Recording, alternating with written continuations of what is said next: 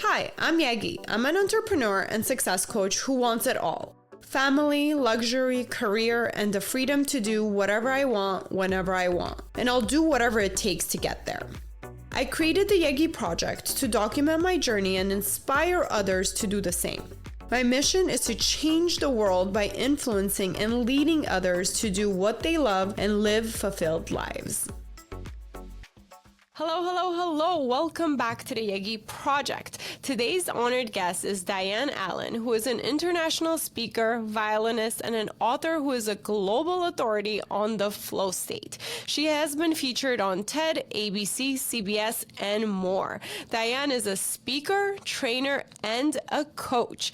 I am so excited to welcome you, Diane, and pick your brain about all of the areas that you have grown to develop and the programs you teach in order for people to be successful, get more joy and fulfillment out of what they do in their lives. So welcome. Thank you for being here. But in your own words, please tell our listeners, who are you and what do you do? Well, thank you so much for that introduction. I am, as you already mentioned, I am a violinist, I'm a speaker, I'm an author.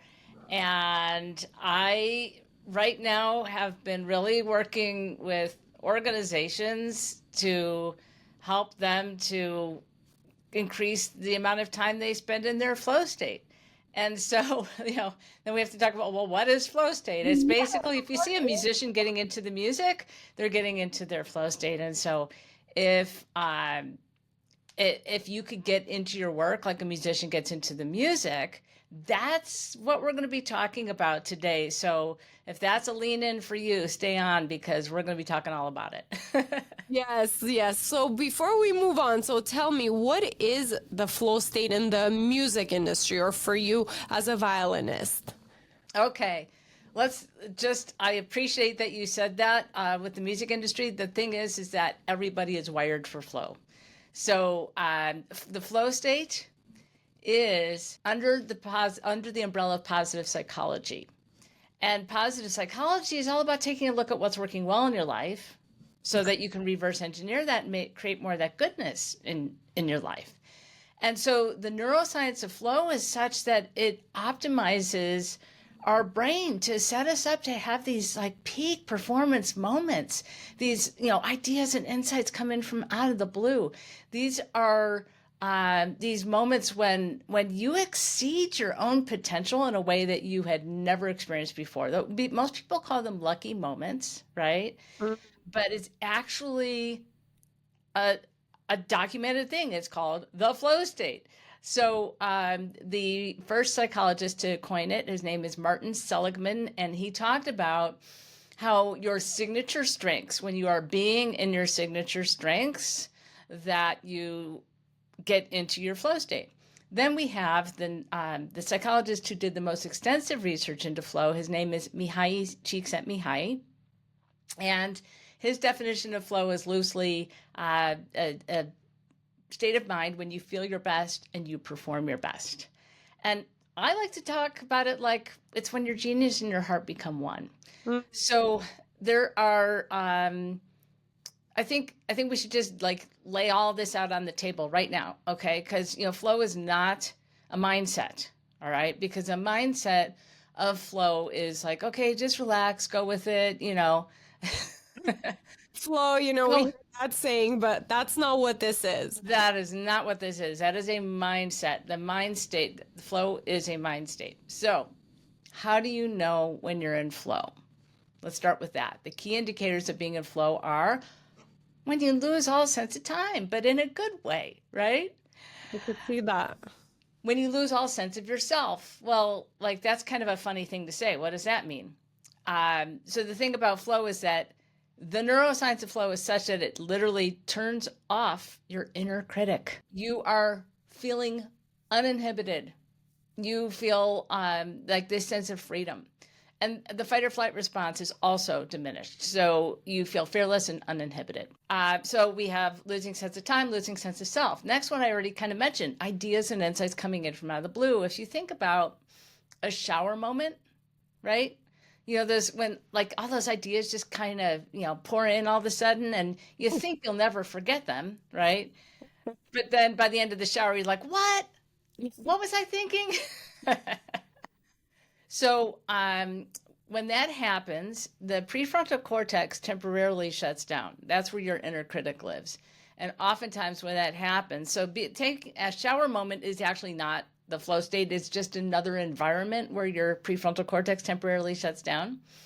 And you do have this opening to all kinds of new ideas and insights. And in a world where 95% of thoughts are repeating, it's a good thing to be able to tap into ideation and to have new thoughts.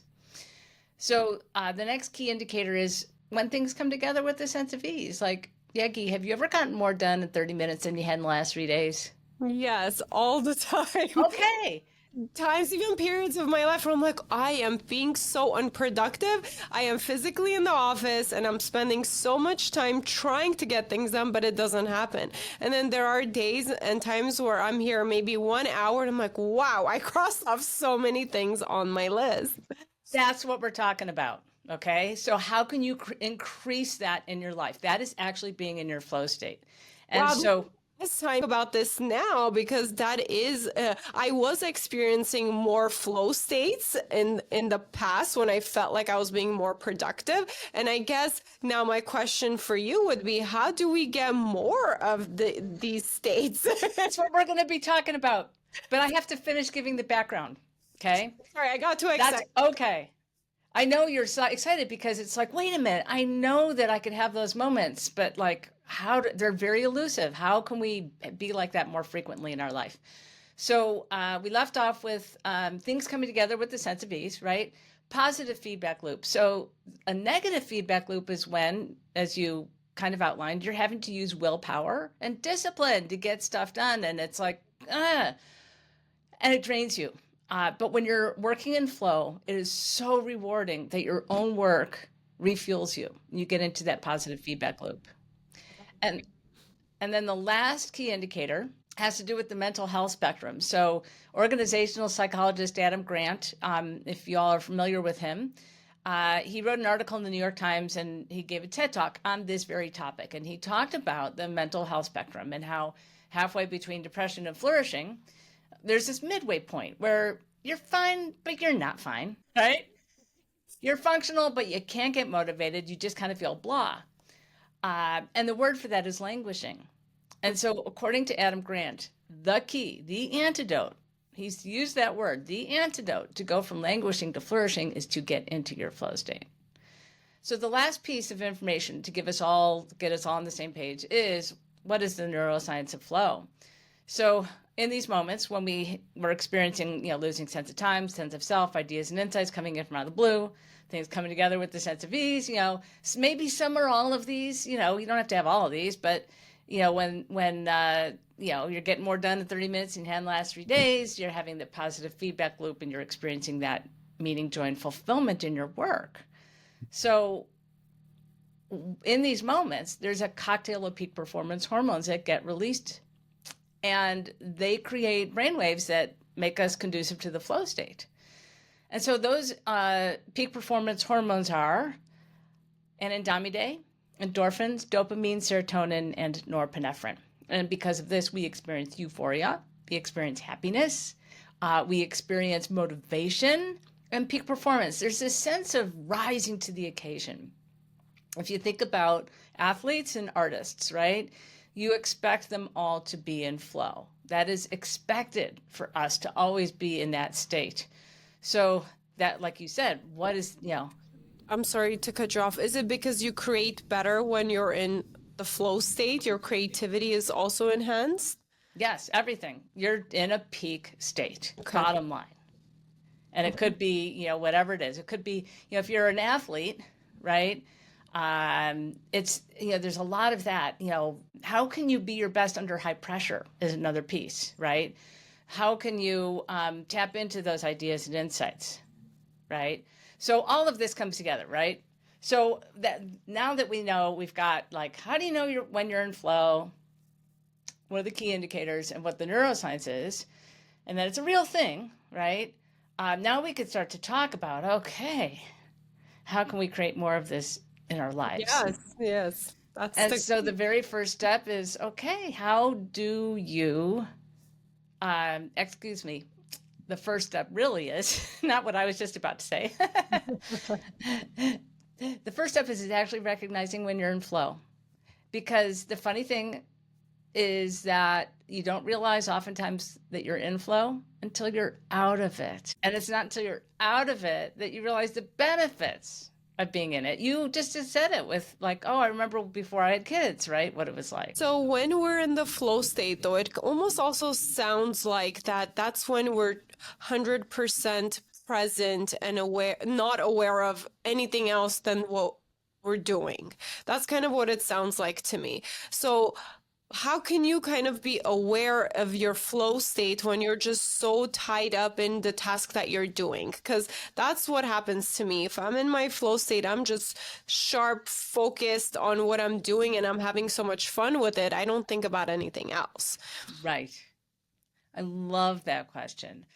And it really shows, I think, that you have deep insight into your own flow state. You just didn't know there was a name for it. I didn't. Which a lot of people say that to me. It's like, really? I didn't know there's a name for that. And so if you imagine, yes, you do have that complete immersion, right? That deep focus. And so, remembering a time when you were in flow, when I talked about positive psychology, we want to reverse engineer it. So you do have to kind of remember a time so that you can kind of unpack it from there. But I'm thinking, why don't we start with an easier way to get into flow? Okay. So as I mentioned, Mihaly Csikszentmihalyi, he's a psychologist who did extensive research into flow. And he discovered that there's a universal way that everybody gets into flow. When I talk about my own thought leadership about how you get into flow, it has to do with what the other psychologist said. It's like, what are your unique strengths? So let's take this model first. So if you are, let's do it this way. I think let's talk about AI for a second, because this is something all of a sudden we're all having to get skilled up on, right? Yes, definitely. It And came up out of nowhere and it's emerging. right, and it's moving fast, and if you don't get on the bandwagon, right, it's going to leave you in the dust, right? So right now, if you think of skills, okay, right now we can all across the board say we're all having to skill up, okay? So if you imagine a Venn diagram, skill is going to be one of those circles, okay? Okay. Now, the other circle is challenge, okay? So I want you to think about it. A skill without a challenge, not going to ignite anything. A challenge without the skills, not going to ignite anything. Okay. It's the two together, okay? So we're all having to learn how to use AI. That is a skill that we all have to develop.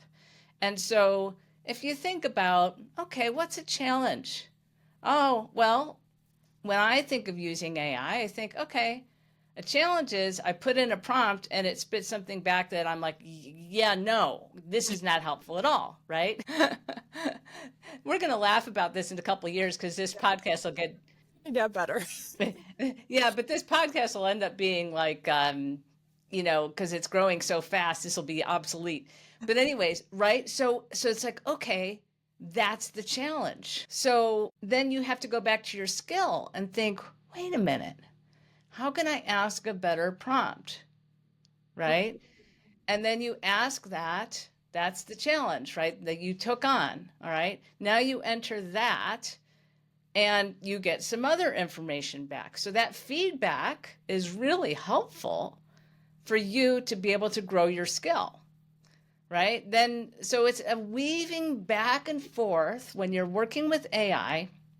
You're weaving back and forth between skill and challenge and skill and challenge. How skilled are you at your prompts, for example? What information are you getting back? How can you take that information as a challenge to create and learn? And so it's almost like with each iteration of a prompt, you get better.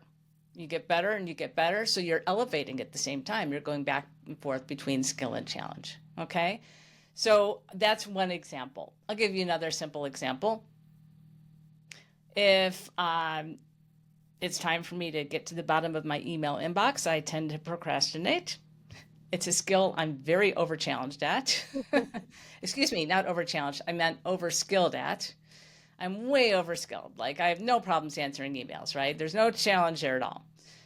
But if I do say, okay, I'm going to have this done by 10:30 in the morning, I give myself a challenge, it ignites it. I don't know. That's what it does for me. Some people like deadlines. Some people hate them. If I'm doing something creative.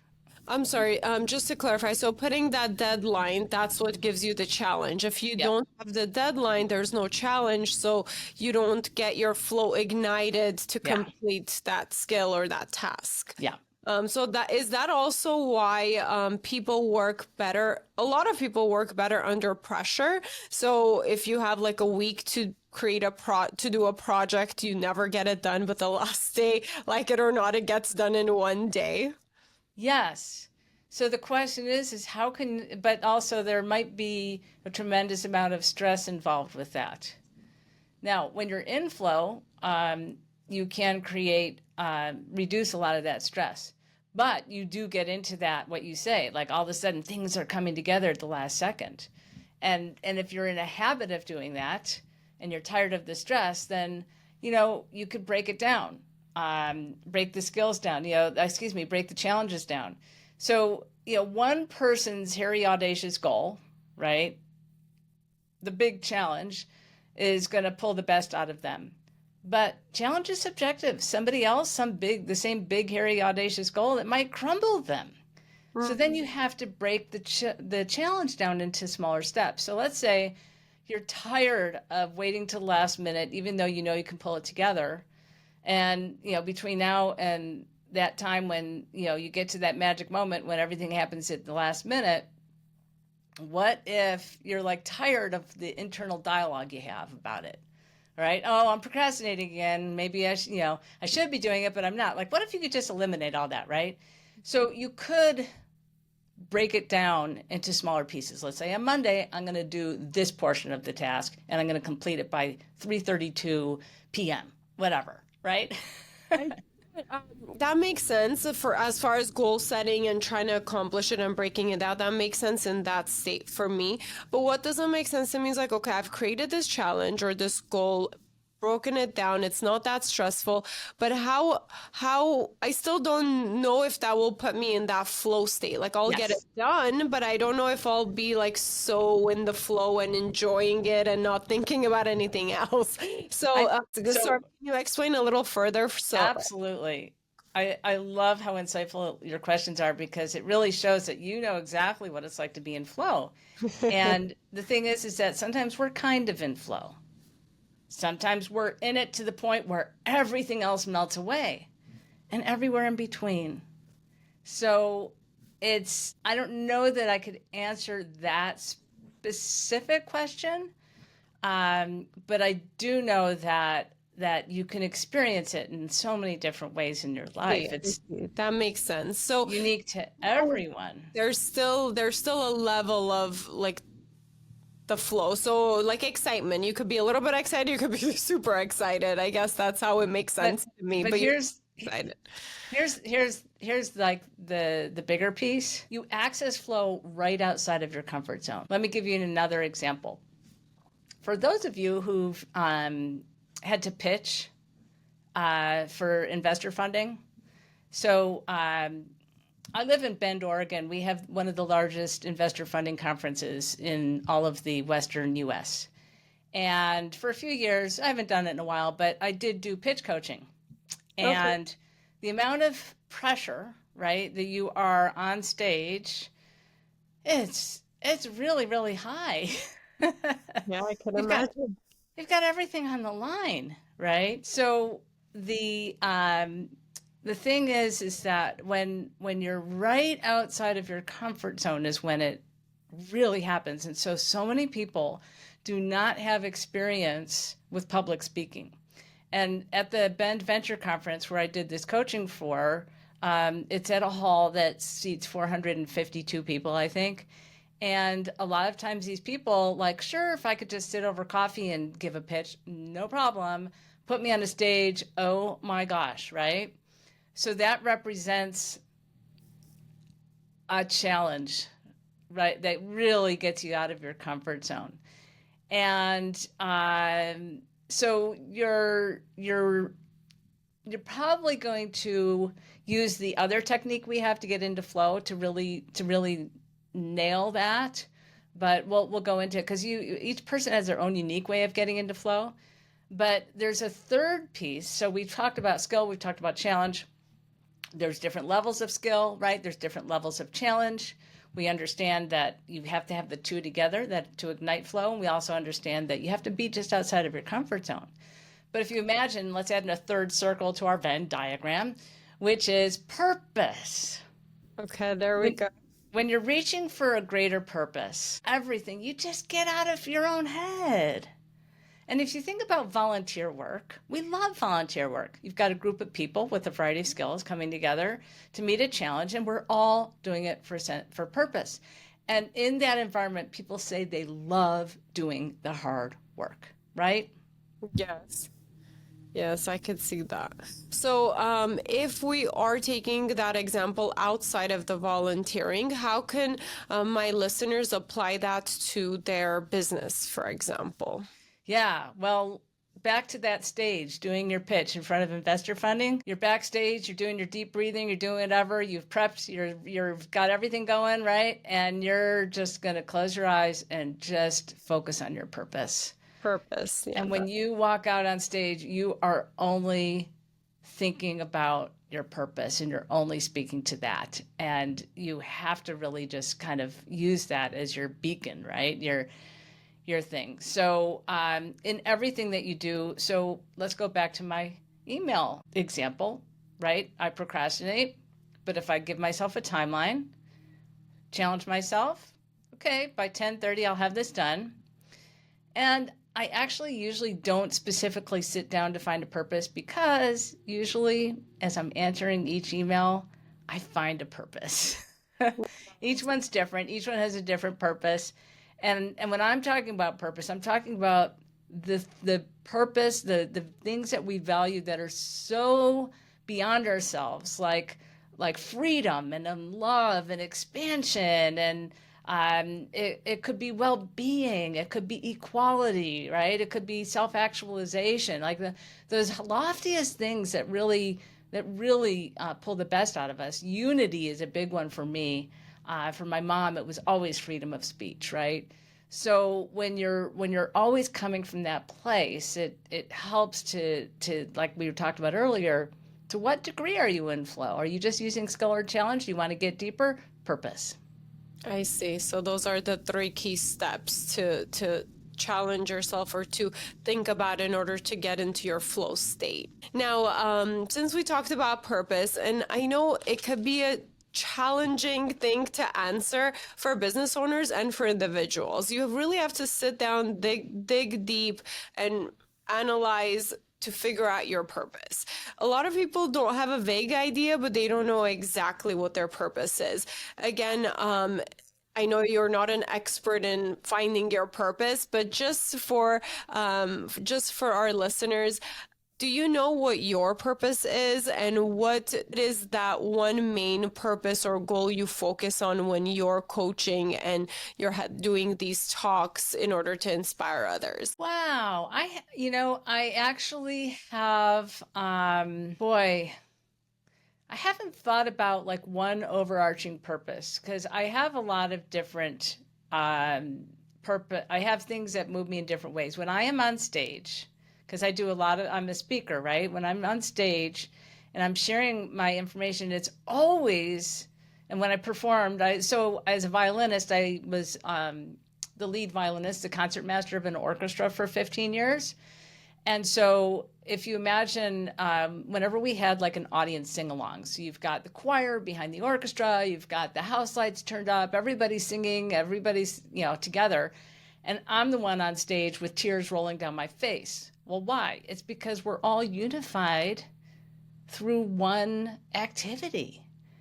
And that concept of unity will just pull it, that's when the tears start flowing for me, good tears. And for example, I did a walk for Alzheimer's. You had a bunch of people walking for a cause. I'm blubbering away, right? So I know unity is a big piece for me, but when I'm writing my own music, it's all about freedom of speech. It's, what is my voice, right? What am I saying? And so mostly when I'm working with people in any, if I think of what's the commonality with what really moves me and my purpose in teaching about flow and helping people to, really unleash their potential and do their work in a way that's not, burning them out anymore. And it is really to provide people that liberation of self-actualization and, like really freeing themselves to be their best. That moves me quite a bit. Awesome. Thank you so much for sharing that. I also like to hear people's stories. So can you take us back a little bit? How did you even get into playing the violin, speaking, and then doing your own coaching and developing the 3-step program for flow? How did all of this happen for you? Can you take us back and share your story? Yeah, we can tie that together. So I grew up with parents who were very involved in the arts, who had my brother and sister and I taking all kinds of music lessons or art lessons, all different things, right?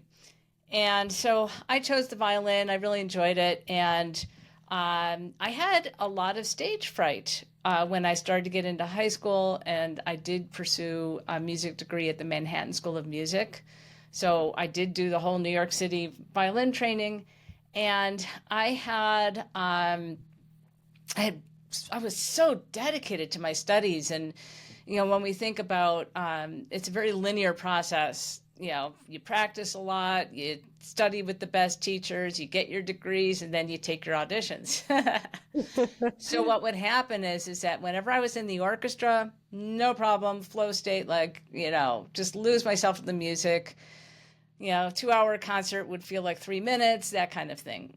But when I was under the pressure of my auditions, I would just crumble and fall apart. And I would, the gap between my skill level and what I would do under pressure was huge. And just like a lot of people, I was like, yeah, well, I'm getting into music. I know what that feels like. I just didn't know at that time it was called the flow state. Just, I didn't know that was a thing. So I just knew that the more I got into the music, the better I played. And the better I played, the more I got into the music. So I was just really going for that. So fast forward, I auditioned for a teaching job. And this was one of these moments where my son was literally 6 weeks old. Oh boy. My first son, right? My one and only son. And I had seen a job listing for a violin teacher for like 3 years in a row. And my husband was in a place where he was ready to shift. And so I said, well, hey, I keep seeing this advertisement for this. Why don't we, look into it? And it was here in Bend, Oregon, which is like an amazing place. It's beautiful here. So, there I was, like, completely sleep deprived, right? Hardly practiced the violin. I was in one of those moments where I just cast it all aside. I was like, there's nothing for me to lose here. I'm just here to do an audition. And of course, I totally got into my flow and I rocked it, okay? Shortly after we moved to Bend, Oregon, the orchestra asks me to be the lead violinist, okay? So the concertmaster is second in command to the conductor. And however poorly or well I do, so if we're talking about teamwork, we're talking about teams right now, as well as group flow. However well or poorly I did, that ripple effect would have impact everybody throughout the orchestra and the audience, because it was a very visible spot on stage. all eyes were on me in many cases. So I knew that I always had to be my best. And so I took getting into flow for granted. All I knew was just get into the music, Diane. That's all you have to do is walk out there, get into the music. It didn't matter if my kid was up all night and I was sleep deprived. I knew I could always like connect with the music. So that was my mode of operation for years. And so what happens, I'll go into the group flow dynamics here. When you're in purpose, you're activating the 40,000 neurons in your heart. And the electromagnetic field of your heart reaches out 3 feet all around you. And the brain is 60% less than that. So the electromagnetic field of your brain is not really reaching very far. So anybody in my circle on the stage would sense that. If you think about people who are very enthusiastic, right? If you think of a musician getting into the music, it's basically the energy of enthusiasm. And it's infectious because anybody around me syncs up to that vibration, right? And then they're now projecting a 3-foot circle around them. All the people around them are getting synced up. And this is how you initiate group flow. So really beautiful. you have to lead yourself. So this is leadership piece. If you're going to lead, you have to lead yourself first to get into flow in order to lead others to get into theirs. I was doing this for years without any lingo, like this is flow state, right? I didn't know what the neuroscience of it was. Anyways, until the day, like 15 years later, I had a major interruption at one of the concerts. It was a small concert. One of the things I had to do was take a small group of musicians out to do community outreach concerts. Totally low key, right? We're at some rural library meeting room, right? And there's maybe 50 people there with jeans and t-shirts on. And I'm like, you know what? I love public speaking. I love playing the violin. I'm in charge here. Why don't I just combine the two?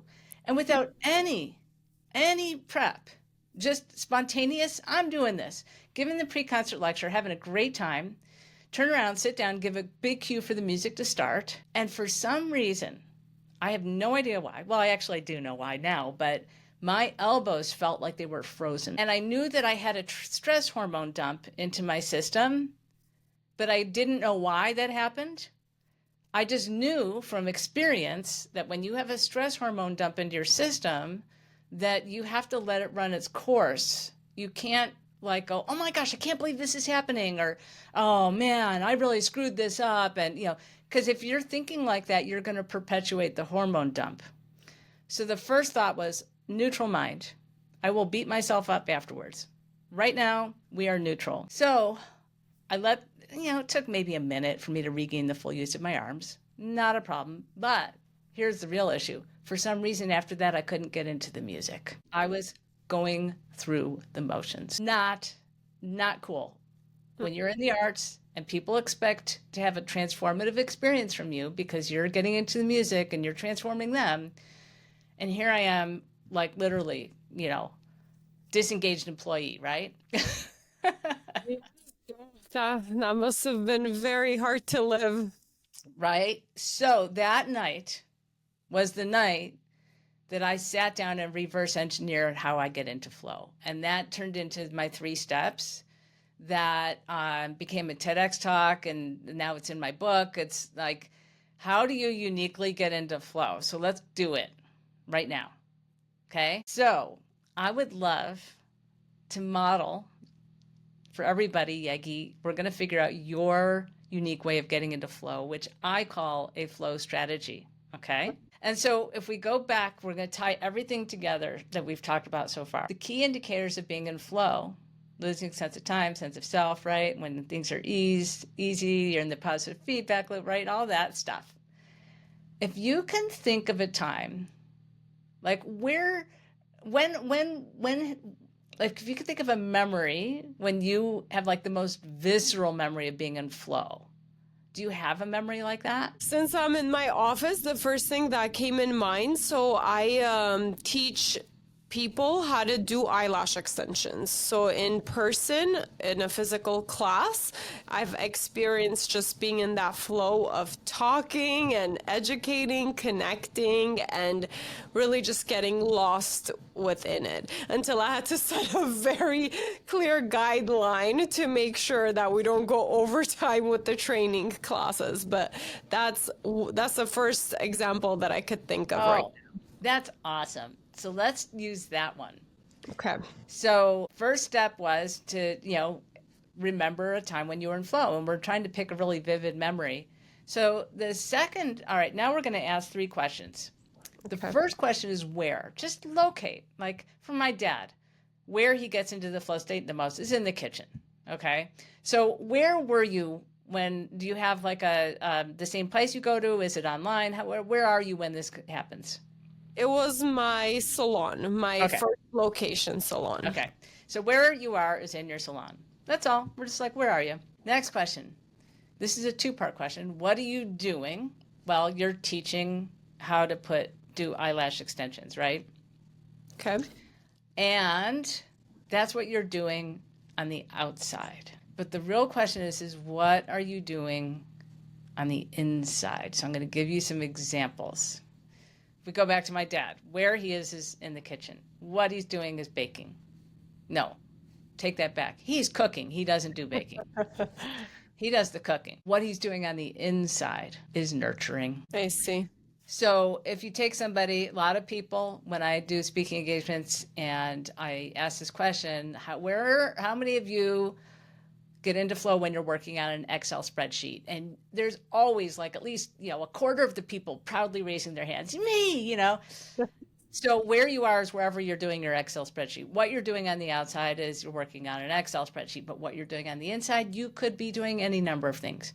You could be problem solving. You could be calculating. You could be troubleshooting, right? That gets as problem solving. You could be strategizing. You could be visualizing. One woman told me she does collaboration on Excel spreadsheets. So when you think about where you are is in the salon, what you're doing is you're teaching. What are you doing on the inside? I know for sure it's problem solving. I know I get the most out of that in not only teaching that subject, but a lot of things that I do within running my company, my family. I know it's problem solving. Problem solving. It's very obvious now. Okay. That's what you're doing on the inside. And then the third question, which we've already hit on, is why. And so you asked me earlier, like, what? It's so hard to figure out your why sometimes.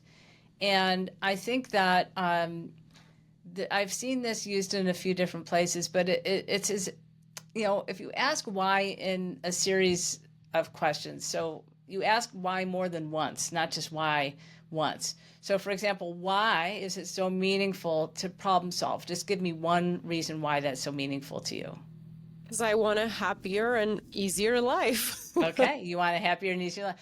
Why do you want a happier and easier life? Because happiness is my ultimate goal for myself and everybody around me. I've taken time to think about this. Okay. So and happiness, let's see if we go a little deeper. Why is happiness so meaningful? Anytime I've done for a long time, I've searched to figure out my purpose or what I like to do, what I'm good at to do. And ultimately, it has come down to happiness. And I've known for a long time that if a person is happy, then everybody's happy around them, no matter what it is. And the world could be a better place. So for me is just... yeah, the ultimate goal of the world being a better place. People need to be happy so they can perform at their best and do. But I think you're picking up on that energy, that contagiousness, right, of happiness, and how when the more people in it, the more people are going to be in it, right? Yeah. There's some magic fairy dust in there somewhere, right? That's like that. I feel that's super powerful.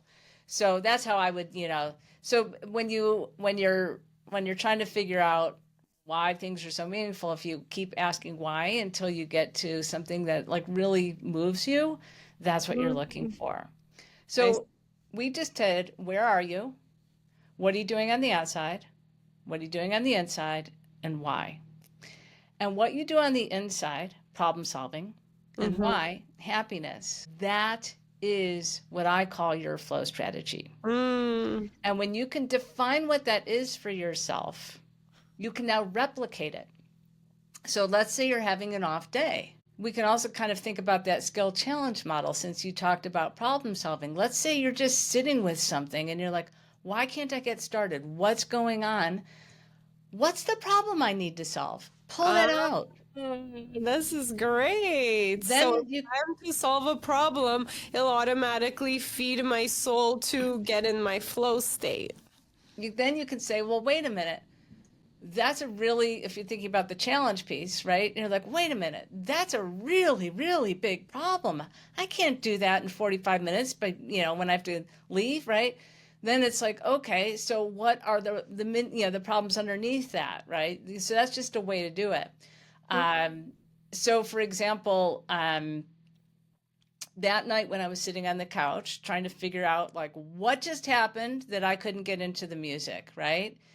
Obviously where I am is on stage. What I was doing is playing the violin on the outside. And I was like, what am I doing on the inside? And I was like, I share. It's like I'm sharing the message, but I'm also sharing the experience with people. Yeah. And then why that's so meaningful to me, I already shared that with everybody. It's that unity piece, right? When you have so many people connected together through one thing. And then I realized, wait a minute. My son let me read out loud to him until he was 13 years old. We went from everywhere from Dr. Seuss to reading the entire Lord of the Rings, everywhere in between, right? I read all of that out loud to him. What's going on? Sharing the message, sharing the experience. So why? Because, we're unifying, right? So, how I was saying, like when you're right outside of your comfort zone, that's, what it ignites flow. So as a violinist, I never had to go networking, right? As somebody who is now moving into public speaking and a bigger, thought leadership and entrepreneurship, I was like, oh my gosh, I got to go networking. I have no idea how to do this. It was so awkward. I was like, what is going on here? This is like middle school all over again. You got these people standing in circles. How do you break in? It was like, I was so frustrated. I literally went to the bathroom stall to like collect myself. And I'm like, wait a minute. Just go out there and listen. And if somebody says something and you have a story, just tell the story. So the first thing that happened was I felt like I was kind of having to intrude on the conversation because like I'm just like listening, right? So I did have to kind of assert myself, but I told the story. And when somebody tells a story, the first thing that happened was I felt like myself because I was telling a story. Second thing that happened was when one person tells a story, somebody else tells a story, right? Then somebody else tells a story, right? So it starts that instead of, what networking is like, hi, my name is this and I do that. And then where does the conversation go, right? So the storytelling really got things moving. And then I realized, wait a minute, I'm using my same flow strategy for performing the violin, just in a different place. I'm sharing the message and I'm, sharing the experience by telling the story, and that's unifying us. And that's when I realized that you can use your flow strategy in different places to help you be your best outside of your comfort zone. So if we go back to now, you're sweating bullets backstage, you're going to go stand on a big stage and ask investors to fund your baby, right? Yes, think of purpose, but also step into your own unique flow strategy so that you know how to be when you're up there. We all have to do things, but the real question that we're talking about today is how are you being when you're doing? That's very powerful. And I've never thought of it that way. And I've never engineered it to figure out how to get to a flow state. And I think this is so helpful, so beautifully said and put together. Thank you so much for sharing that. Now we are running out of time. So my last question to you would be, if you had a magic wand and you can change one thing in the world without overthinking it, what's the first thing that comes to mind? Oh my gosh, without overthinking that? No, first thing that comes to mind. Oh, Magic wand, freedom for everybody to have some sort of sense of freedom in their. That's beautiful. Now, thank you so much again for your time, Diane. Thank you for being here. Thank you for sharing. Thank you for what you do. Where can people find you and your last words of encouragement? Yeah, well, first of all, we have a book, Flow, Unlock Your Genius, Love What You Do. And it's super easy to find, but we'll put a link down below in the show notes. But if you just go to Amazon and you say Diane Allen Flow, it pops up. And then the other thing is I have a gift for people. Everything that we just talked about today, the neuroscience of flow, what is flow, the three-step flow strategy, where, what, why, and the skill challenge purpose model. I have all of these in notes already. I would love to gift this to people. And we'll put the link down below. It's just tinyurl.com/flow state gift. So that'd be a great way to take, there's also things we didn't get to talk about today that are in that handout. So that would be great, actually, to have a little cheat sheet next to us to follow. That's why I made it. Thank you again. We'll make sure to link everything below and share it. And thank you to our listeners for always tuning in. I hope you guys enjoyed this episode. And until next time, bye. Thank you for listening. Please rate and review this podcast. Follow and engage with us on social media under the Yegi Project. And if you're interested in being a guest, email info@theyegiproject.com. And don't forget to subscribe so you don't miss out on any future episodes.